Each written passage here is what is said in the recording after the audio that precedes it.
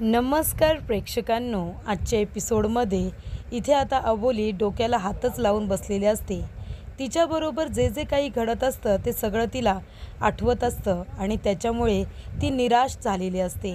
तेव्हा अंकुश तिथे येतो आणि म्हणतो, अबोली काय झालं, कसला विचार करतेस? तेव्हा अबोली म्हणते, काही नाही सर, माझ्याबरोबर जे जे काही घडतं आहे ना त्याचा विचार करत बसली आहे. जे जे काही घडतं आहे ते मी सांगण्याचा प्रयत्नसुद्धा करते, पण तुम्हाला तर माझ्या कुठल्याही बोलण्यावरती विश्वासच बसत नाही आहे. मग आता बोलून तरी काय करू? जाऊ दे, त्या विषयावरती मला काही बोलायचंच नाही आहे.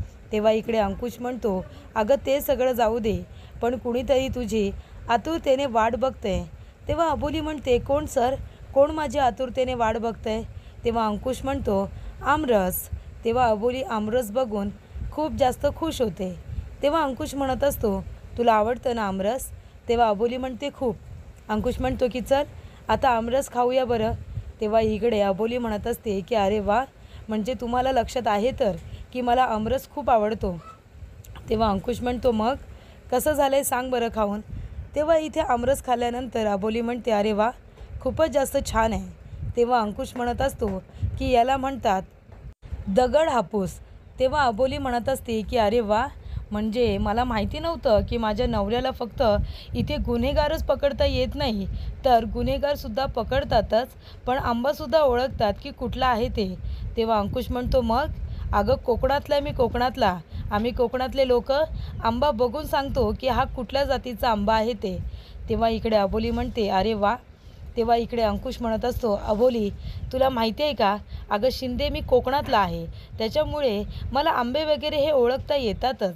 तुला माहिती आहे ना ती आपली लहानपणीची कविता, आंबा फोडितो रसगडितो कोकणचा राजा झिम्मा खेळितो, हो की नाही? ही कविता तुला माहिती आहे की नाही? मग ही कोकणातून तर कविता आली आहे. तेव्हा अबोली म्हणत असते की हो हो, किती ते कोकणाचं कौतुक. मला तर वाटत होतं की माझा नवरा अरसिक आहे. तेव्हा अंकुश म्हणतो, गैरसमज आहे हा तुझा. तुझा नवरा हा रसिक आहे, फक्त आता कामाच्या व्यापामध्ये मला इथे गाणी वगैरे करायला वेळ नसतो म्हणून, नाहीतर मी खूप रसिक आहे हां. तेव्हा इथे अंकुश म्हणतो, अबोली मी काय म्हणतो, आता विषय निघाला आहे तर आपण कोकणात जाऊया का? अबोली म्हणते, सर मी पण तेच म्हणत होते, तुम्ही कोकणाचं एवढं कौतुक करताय, एक दिवशी मला घेऊन तरी जा ना.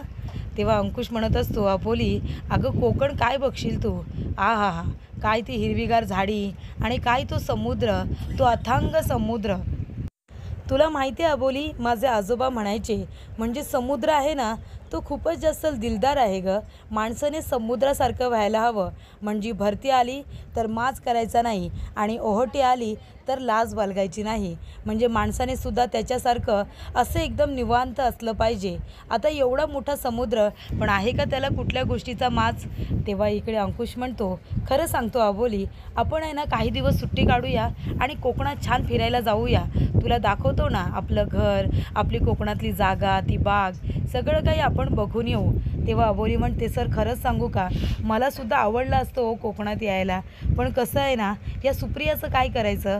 अंकुश म्हणतो, घे त्या सुप्रियाला पण घेऊया, तिला म्हणू की बघ आमचं कोकण कसं आहे ते, आणि बाकीचं सगळं विसरून जा. तेव्हा इथे प्रेक्षकांना आता अंकुश सिरियस होतो आणि अबोलीला विचारत असतो की अबोली मला खरं खरं सांग, काल नक्की हॉस्पिटलमध्ये काय घडलं होतं? म्हणजे तू जेव्हा तिथे मेडिकल रूममध्ये होतीस तेव्हा त्या वस्तू अशा इकडे तिकडे ज्या पसरल्या होत्या त्या बरोबर दारापाशीच येऊन कशा काय थांबल्या होत्या? नक्की काय घडलं काय होतं तेव्हा? तेव्हा इथे अबोली म्हणत असते की सर आता काय सांगू तुम्हाला, माझ्याबरोबर जे काही घडतं आहे ते मी तुम्हाला जरी सांगितलं तरीसुद्धा तुमचा त्या गोष्टींवरती विश्वास कुठे बसतो आहे सर. तेव्हा अंकुश म्हणतो, पण काय घडलं काय होतं? तेव्हा अबोली म्हणते, सर मी तुम्हाला सांगितलं की जज साहेबांना जा सांगायला की मी 10 मिनटामध्ये येते.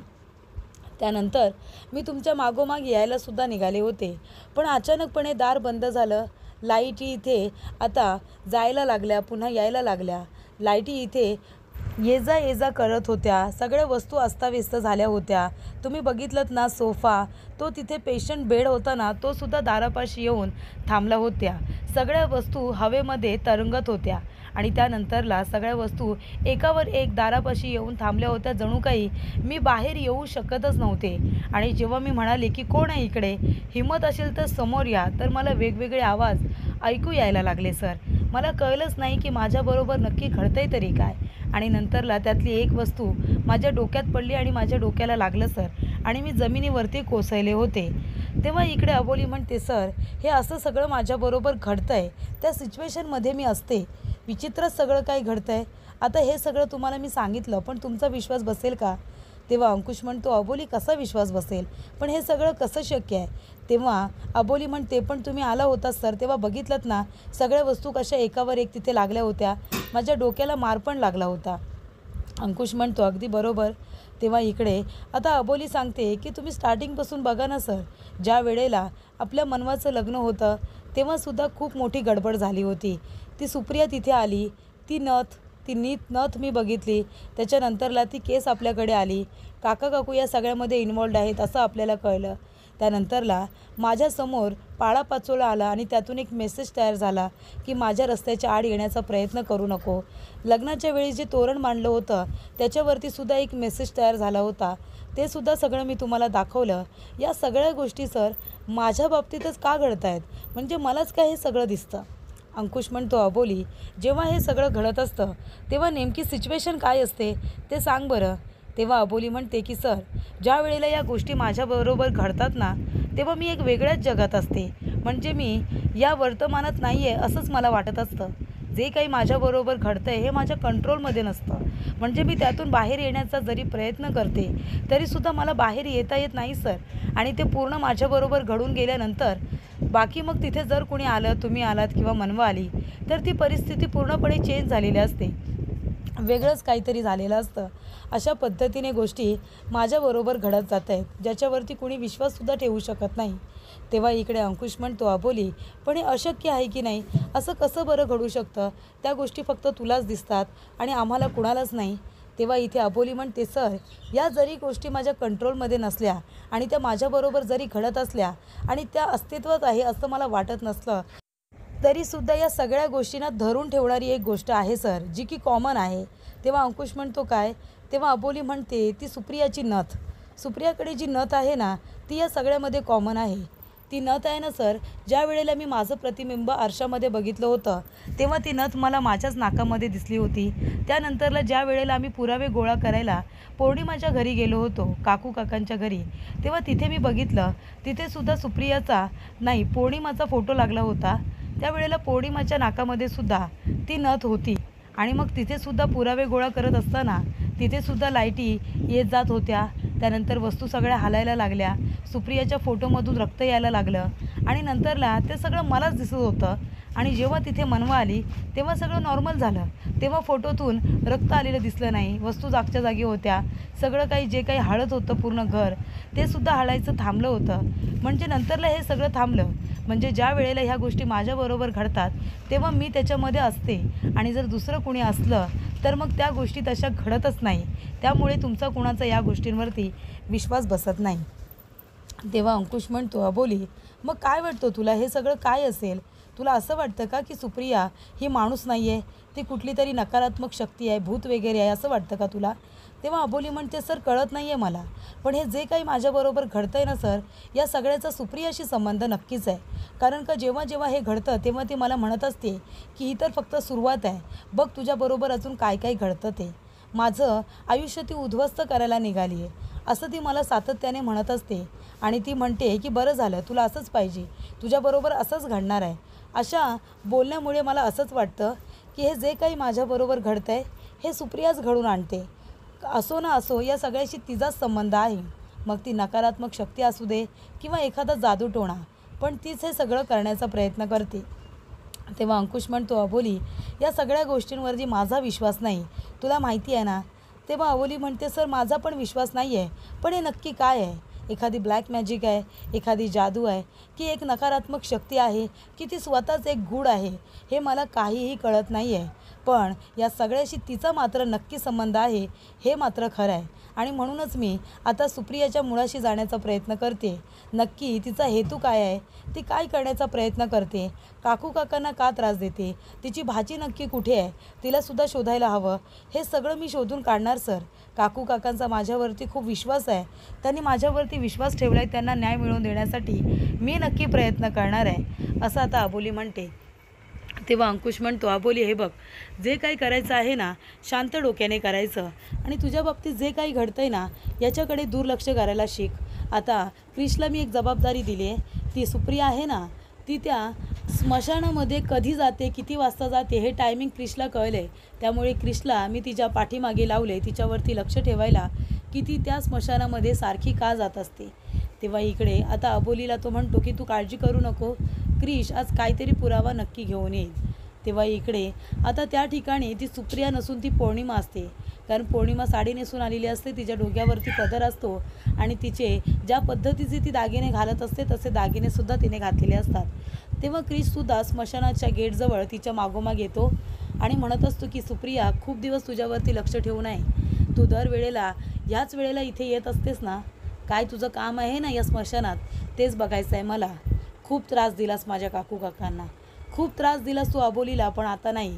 आता बघ, आता तुझा छडा कायमचा लावतो, तुझ्या विरोधात पुरावे गोळा करतो आणि तुझा हा जो काही खेळ आहे ना तो संपवून टाकतो, वाटच लावून टाकतो तुझी, असं क्रिश म्हणत असतो. आणि तो त्या गेटजवळ आलेला असताना आता पौर्णिमा त्याच्या मागून उलट्या पावली जाते. उलट्या पावली ती मागे निघून जाते. तेव्हा क्रिशला भास होतो की आपल्या मागे कुणीतरी आहे.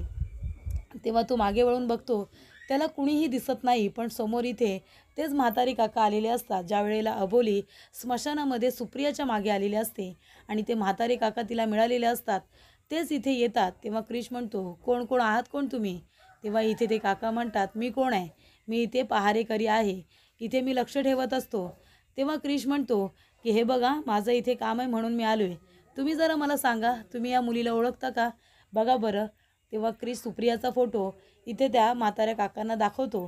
तेव्हा तो माणूस म्हणतो की ही मुलगी, ह्या मुलीला मी बघितलं आहे शेवटचं कधी माहिती आहे का, जेव्हा ती इथे तिच्या अंत्यविधीसाठी आली होती तेव्हा ह्या मुलीला मी बघितलं आहे. ही मुलगी मृत्यू पावली आहे आणि तुम्ही तिला का इथे शोधायला आलात? जिवंत नाही आहे ती, मेली मेली ती मेली, जिवंत नाही आहे. आणि ह्या जागी ह्या वेळेला पुन्हा येत जाऊ नका. त्या मुलीची काळी साया जर तुमच्यावरती पडली ना, काली सावळी, तर तुमचं मात्र काही खरं नाही. तेव्हा इथे येऊ नका साहेब, जा बरं, जा इथून निघून जा. तेव्हा क्रिश म्हणतो की नाही, ही सुप्रिया आहे, ही मेली कशी, ही तर जिवंत आहे ना. तेव्हा इकडे काका म्हणतात, अहो नाही हो, मी काय खोटं बोलतोय का? मसणात आलेल्या प्रत्येक बॉडीला मी कधीही विसरत नाही, कारण ते लोक मला इथे सातत्याने दिसतच असतात, त्यामुळे ते चेहरे माझ्या व्यवस्थित लक्षात असतात. ही मुलगी अंत्यविधीसाठी आली होती तेव्हा मी हिला बघितलं आहे, मी कधीही माणसं विसरत नाही. तेव्हा तुम्ही आता ज्या पावली इथे आलात ना त्या पावली परत निघून जा, आतमध्ये जायची हिंमत करू नका, कारण का त्या मुलीची काली सावळी तुमच्यावरती पडली ना तर मात्र कठीण होऊन बसेल. तेव्हा इथे म्हाताऱ्या काकांनी सगळं काही आता क्रिशला सांगितलेलं असतं. क्रिशसुद्धा घाबरतो, त्याला असं वाटतं की सुप्रिया मेले, मग आता आमच्याकडे जी येत असते ती कोण आहे, असा प्रश्न उभा राहिलेला असतो. आणि त्यावेळेला एका क्षणासाठी का होईना पण क्रिश विसरलेला असतो की पौर्णिमा आणि सुप्रिया हे दोघीजणी जुळ्या बहिणी आहेत. तेव्हा जर इथे आता काकांनी कुठली डेड बॉडी बघितली असेल तर ती कदाचित पौर्णिमाची सुद्धा असू शकते. पण इथे आता भीती दाखवल्यामुळे क्रिश घाबरतो आणि लगेचच तिथून माघार घेतो आणि इथे घरी आलेला असतो. तो म्हणतो की अंकुश सर, तुम्ही सांगितल्याप्रमाणे मी सुप्रियाचा पाठलाग केला, त्या स्मशानापर्यंतसुद्धा पोचलो, पण तिथे गेल्यानंतर मला एक वेगळीच माहिती मिळाली. तेव्हा इथे आता मनवा म्हणत असते, क्रिश तू ठीक आहेस ना, तुला काही झालं तर नाही? क्रिश म्हणतो, मला काही झालेलं नाही आहे, मी एकदम ठीक आहे, तू नको काळजी करू. सर मी तिथे गेलो होतो ना, तिथे गेल्यानंतर मला एक बाई आतमध्ये जाताना दिसली, पण मी तिच्या मागे जाणार तिथे एक काका आले. तेव्हा ते म्हणाले की कुठे जातोयस तू? मी त्यांना एक फोटो दाखवला सुप्रियाचा आणि म्हणालो की हिला तुम्ही बघितलं आहे का? तेव्हा ते काका म्हणाले की ही इथे तिच्या शेवटच्या दिवशी म्हणजे अंत्यविधीसाठी आली होती, तिला मी बघितलं आहे, पण आता तुम्ही तिला का शोधतोय? ती तर मेलेली आहे, मृत्यू झाला आहे तिचा, असं त्यांचं म्हणणं आहे. ती जिवंत नाही आहे आणि स्मशानामध्ये आलेली प्रत्येक माणसं मी लक्षात ठेवतो, मी त्यांना कधीही विसरत नाही, कारण ती मला दिसत राहतात, असं ते मला म्हणाले. तेव्हा इकडे अंकुश म्हणत असतो, अरे क्रिश, त्यांनी पौर्णिमाला बघितलं असेल ना, पौर्णिमा आणि सुप्रिया दोघीजणी जुळ्या बहिणी आहेत. तेव्हा जेव्हा पौर्णिमाचा मृत्यू झाला तेव्हा तिला तिथे नेलं असेल. तेव्हा क्रिश म्हणतो की हो सर, पण त्यावेळेला ही गोष्ट माझ्या लक्षातच आली नाही. त्यांनी मला असं सांगितल्यानंतर मी इतका घाबरलो की सुप्रिया भूत तर नाही आहे ना, या भीतीनेच मी टेन्शनमध्ये आलो आणि मी घाबरून निघून आलो सर. पण त्यावेळेला त्या दोघीजणी जुळ्या बहिणी आहेत हे माझ्या डोक्यातूनच गेलो होतो आणि मी पुन्हा तिथून परत आलो.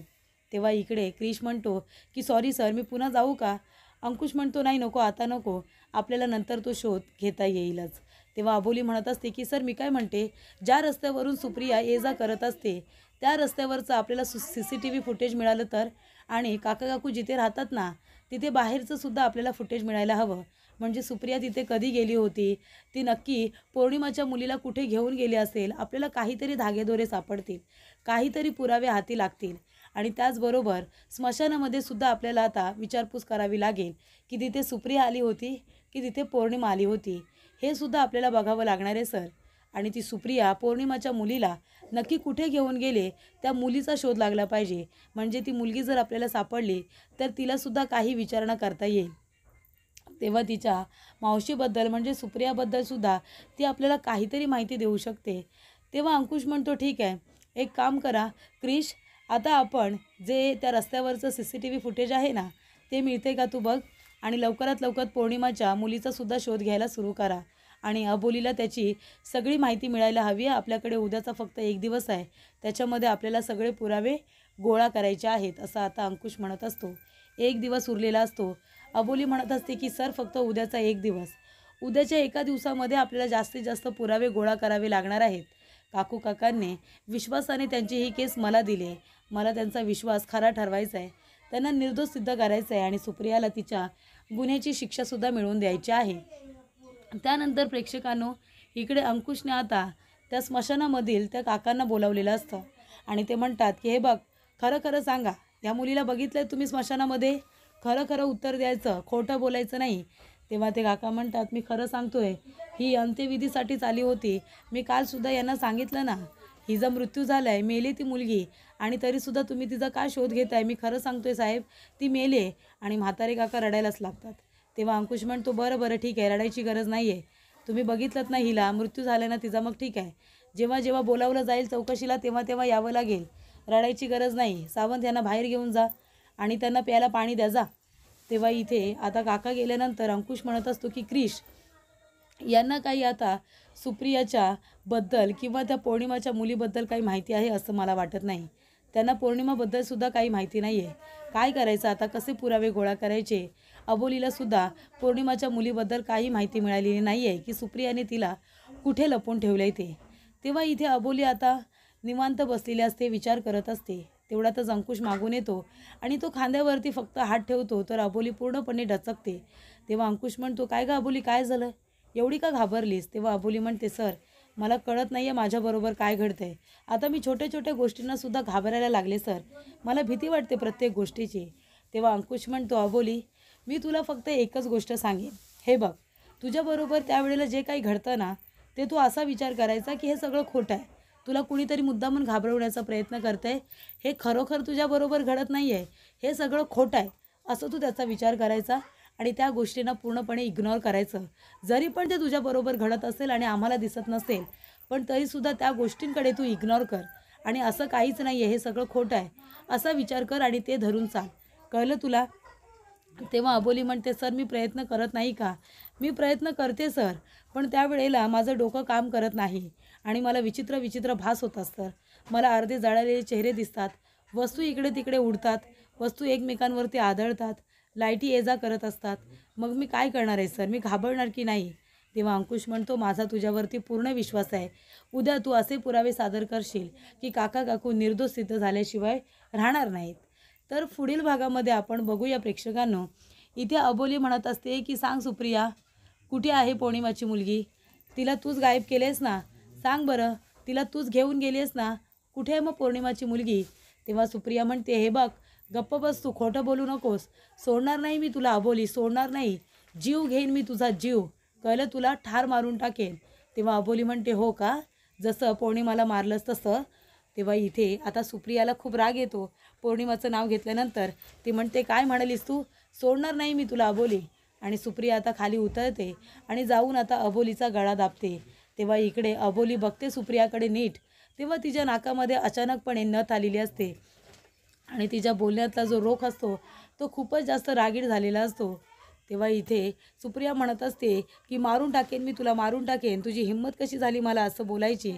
तेव्हा इकडे अबोली तिच्याकडे बघत राहते, कारण तिच्या नाकामध्ये पौर्णिमाची नथ असते, जी की आता अबोलीला सुप्रियाच्या नाकामध्ये दिसत